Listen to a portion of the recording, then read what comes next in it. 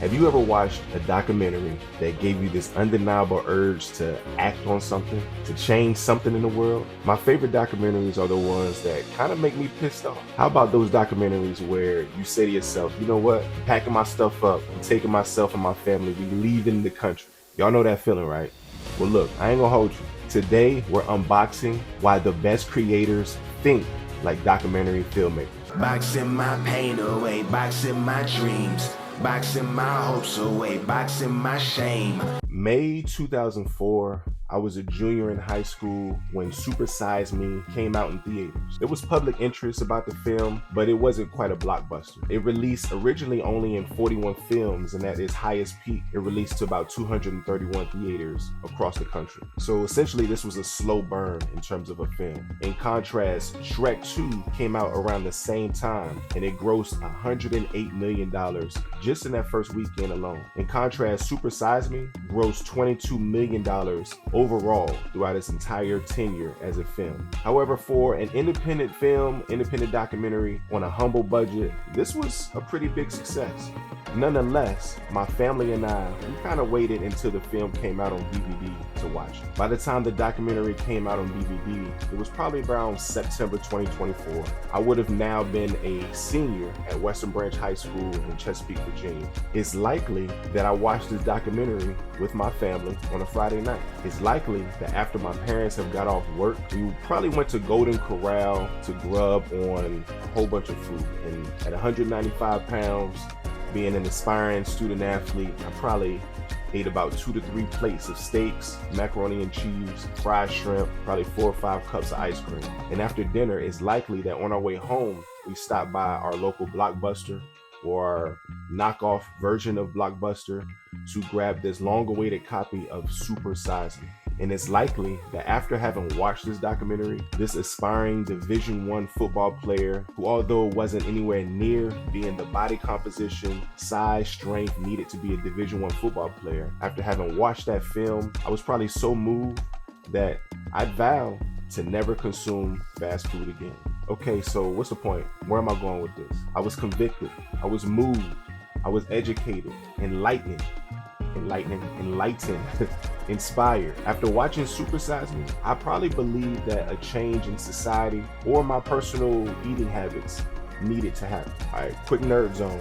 So what I'm actually describing here, according to adult education theory, is a concept developed by Jack Mezerow, which is called transformative learning theory. In short, we're gonna call it TLT. In plain language, TLT is where a person encounters what's called disorienting dilemma, where their assumptions no longer work. The person is evaluating their own beliefs, their values, and their identity, and the move towards action. They move to a new frame of reference, all because of what they watch. Ultimately, when TLT or transformative learning theory is acted upon, a new behavior change occurs. All right, so let's go back to the documentary now and just see how the TLT principles apply. Let's kind of see what was provoked. The central tension when we think about a film like Supersize Me is that disorienting dilemma concept, which for us, Supersize Me is focusing on convenience versus health. Convenience versus health. That's the disorienting dilemma.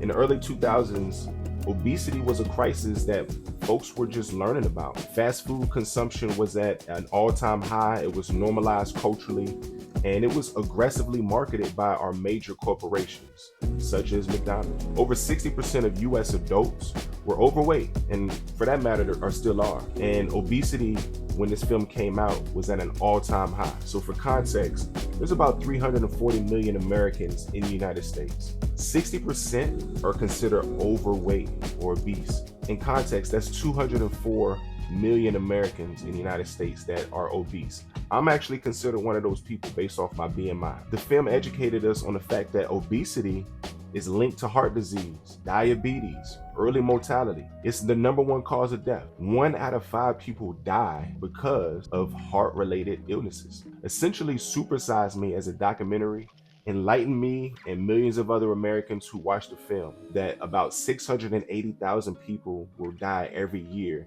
due to heart disease, diabetes, and early mortality. This film showed us that the fast food industry was making hundreds of billions of dollars annually with because of the products that were selling. Corporations denied responsibility and they profited from dependency on their unnutritious products. So based off TLT, the transformative learning theory, we're either moved to do two things after watching Supersize Me: boycott places like McDonald's and other fast food industries and restaurants that serve poor food, or individually change our eating habits. That's the disorienting dilemma that we're moved to when we watch a documentary. All right, so I'm getting a little bit deep into detail, so I need you to stay with me. As informative as it is for me to kind of unpack health and corporate responsibility, I'm getting to more of the creative side. The whole point of this is how can we use documentaries as a framework to help us in our various artistic disciplines. So stay with me. I want us to look at historically how documentaries have inspired social change. Like, where did they come from?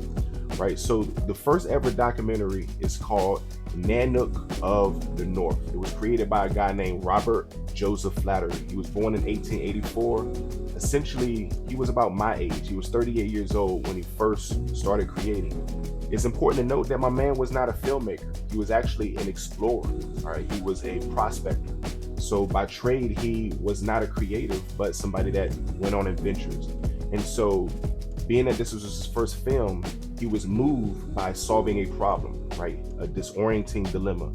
Because he lived in the Arctic region, such as North America and Greenland, he was exposed to ethnic tribes or indigenous folks, one of which were the Inuit communities.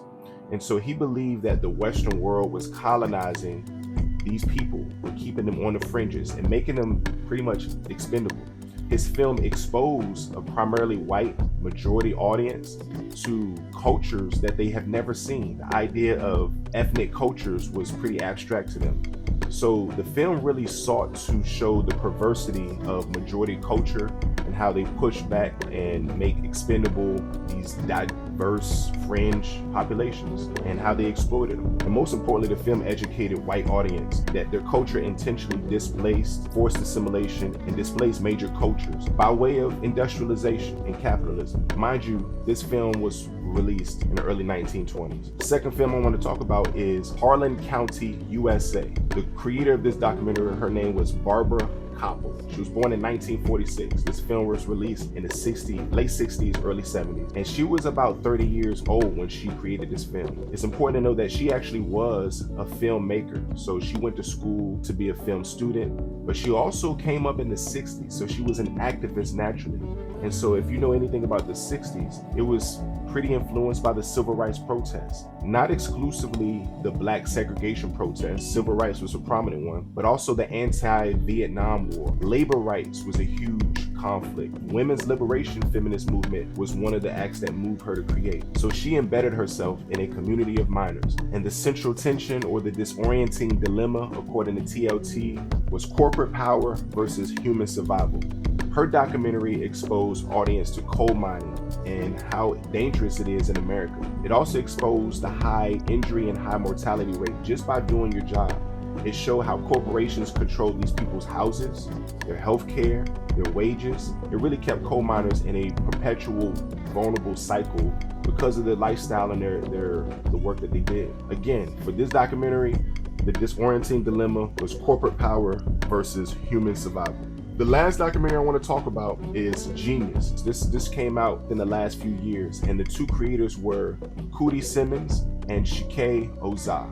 So hopefully I pronounced those names correct. And you can say they're filmmakers, but essentially they were more hobbyists. These folks were peers and friends of Kanye West before we knew him as Kanye West. And essentially the documentary was really a curation of life before fame, life without certainty of Kanye becoming successful or famous or making money. And so the underlying story or the disorienting dilemma was this trust being built with having an intimate relationship with a friend just to support them, and seeing two things kind of unfold. Seeing somebody's vision and just wanting to support their creativity before there was any validation or success.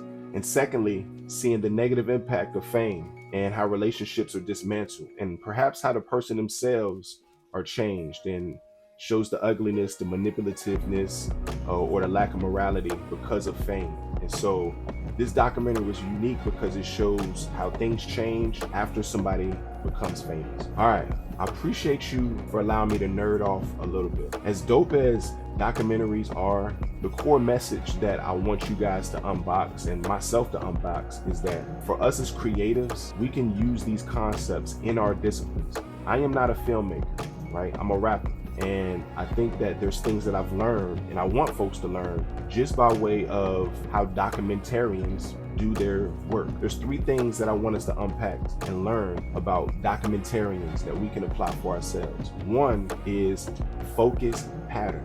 Focus pattern. So as documentarians are creating, certainly there is a why. Certainly is what is this topic about? What is this film about? But that's not how they approach their film. They actually approach their film creation with a focus pattern, meaning what belief do I want to challenge or solicit? What habit do I want to disrupt or develop? What system do I want to dismantle or build? Finally, what silence do I want to question or proliferate? That's the patterns that they're approaching. When they tackle their films with those patterns, they answer the question of what the topic is about, what the main subject is for their creation. But more importantly, they're approaching their creation on a focused pattern. I think that's something that we can apply to our work, whether it's music, whether it's painting, whether it's, I don't know, what other creative ventures are there? Dancing, you name it. An example that I want to give for the use of a focused pattern is my man Lupe Fiasco, one of my favorite creatives. For his album Food and Liquor, he focused on the pattern of belief. And the driving question about belief is what we consume culturally, morally, and spiritually shapes who we become. That was Lupe Fiasco's focus pattern for the creation of his album. The second point that I want to take away for what documentarians use in their creative ventures that we can apply in ours is itemized transferable components. What I mean by that is there's a number of things that we can kind of pull from. Similar to like when a writer, a rapper, a novelist uses literary device, there's literally hundreds or thousands or millions of literary devices, whether it be a metaphor or simile or personification. So the point I'm making is documentarians have a list of itemized transferable components that they pull from, namely these 6. Clear moral tension, aka something's wrong. Human scale, meaning that we're one person, we're one body, we're one story, we're one generation. The third itemized transferable component is systems made visible. In other words, means how can we zoom out and see the big picture? Another itemized transferable component is invitation, not instruction. This is really important, meaning they're trying to invite you to come and experience this lifestyle and not just sit in the classroom and be lectured to. The fifth is credibility of a storyteller. This is interesting, meaning, hey, this is why you should trust me because I'm telling you these things that show my validity, my authenticity. So credibility is an itemized transferable component. And lastly, stakes that matter now, not just abstract. Meaning this, there's a desire for justice. And what is justice? How do we define justice? And how do we become the change to bring justice to said population or said world or said problem? So those are 6 itemized transferable components. They can be utilized in a variety of mediums. It could be music, it could be sermons, it could be keynote speeches or TED Talks, it could be in coaching or counseling, and then it could be in your YouTube talking head videos, which I'm kind of doing right now. The third thing that we can use as creatives that documentarians teach us is how to decide utility for the core message that we're sharing. And here's what I mean by this. They ask the question, what do I want the audience member to do differently after watching, after listening, after hearing said creative discipline? The focus is not on just feeling a certain way after they watch the film. The focus is not on thinking a different way, but the focus is on what do I want them to do. When Supersize Me came out, we got to do 2 things when it comes to the disorienting dilemma. I need to boycott these large institutional franchises that exploit people by serving them poor and unhealthy food products, or I gotta change my own food habits, or I gotta do a combination of the 2, right? So you're doing something. All right, so I just wanna land the plane just summarizing those 3 things that we can do as creatives that documentarians do pretty well. We can extract a focus pattern, we can itemize transferable components, and the third thing is documentarians teach us how to deploy utility based off whatever medium we're utilizing. So it's interesting when our created this video, it took me to a place that I really wasn't expecting to go to. I wanted to incorporate more theories. I wanted to incorporate more examples of documentaries. I wanted to put more data, but I think this documentary video forced me to try to be succinct and simple. I don't know if I conveyed that, but I do think it stretched me to think about how clear and intentional can I be with the message that I have. As a rapper, as a writer, as a coach, I know that I have a subject matter expertise, but the person that's receiving my expertise doesn't all the time. So how can I make it clear for how I want to help them or how I want to share my craft? Hopefully this blesses you in the same way. Peace. Boxing my pain away, boxing my dreams, boxing my hopes away, boxing my shame. Boxes on boxes, I'm stacking my grief, boxing these haters that slander my name.